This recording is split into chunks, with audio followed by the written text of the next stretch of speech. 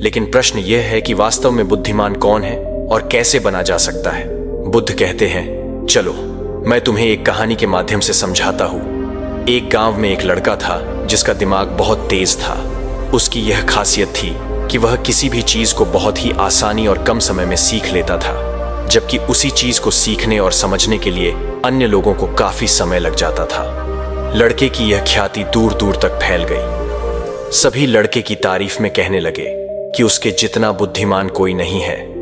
लड़का चित्रकारी, मूर्ति बनाना, गीत गाना जैसे अन्य कई चीजों को जानता था।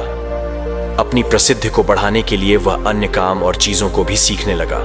इस तरह से उसे अपनी बुद्धिमत्ता पर अहंकार हो गया, क्योंकि वह साधारण व्यक्ति होकर कई असाधारण काम भी आसानी से करने लगा था। एक दिन लड़के का सामना भगवान गौतम बुद्ध से हुआ। लड़के को खुद पर खूब अहंकार था और इस कारण उसे किसी से ईर्ष नहीं होती थी, क्योंकि वह खुद को ही श्रेष्ठ समझता था। लेकिन पहली बार उसे गौतम बुद्ध को देख ईर्ष्या हुई और वह अपनी तुलना बुद्ध के साथ करने लगता है।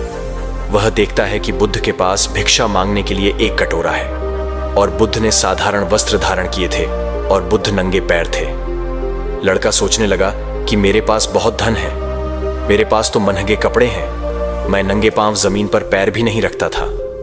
इस तरह से लड़का एक नहीं बल्कि कई चीजों से गौतम बुद्ध के साथ अपनी तुलना करने लगा।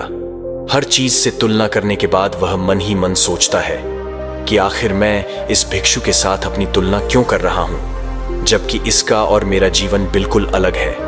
वहां मौजूद सभी लोग गौतम बुद्ध का सम्मान कर रहे थे। लड़का सोचने लगा कि आखिर इनमें ऐसा क्या है जो मुझ में नहीं है। लड़के के भीतर इनके प्रति ईर्ष्या पैदा हो गई।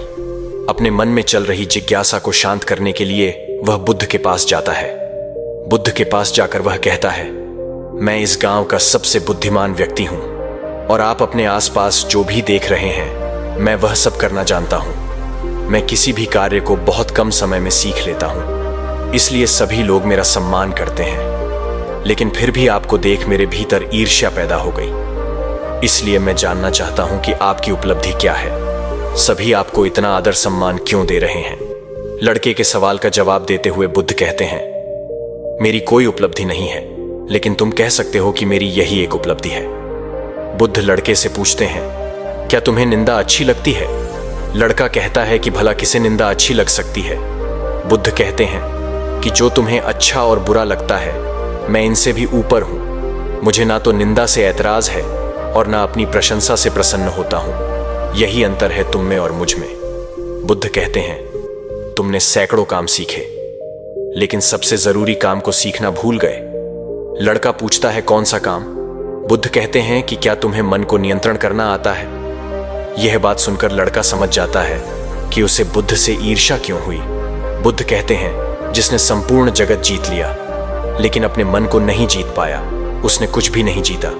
वही जिसने अपने मन को जीता लेकिन अपना सब कुछ गवा दिया, फिर भी उसने सब कुछ जीत लिया।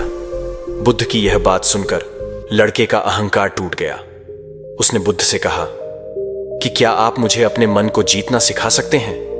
बुद्ध कहते हैं, जरूर, लेकिन इसके लिए मैं तुम्हारी सभी उपलब्धियां छीन लूंगा। लड़का कहता है, मैं तैयार हूं। इसके बाद से ही लड़का ध्यान लगाने लगता है, क्योंकि ध्यान से ही मन को वश में किया जा सकता है। दोस्तों, उम्मीद है कि आपको इस कहानी से एक अच्छी सीख मिली होगी। ये कहानी आपको कैसी लगी हमें कमेंट बॉक्स में कमेंट करके जरूर बताएं और साथ ही इस कहानी को अपने दोस्तों के साथ जरूर शेयर करें ताकि उन्हें भी इस कहानी से कुछ सीखने को मिल सके।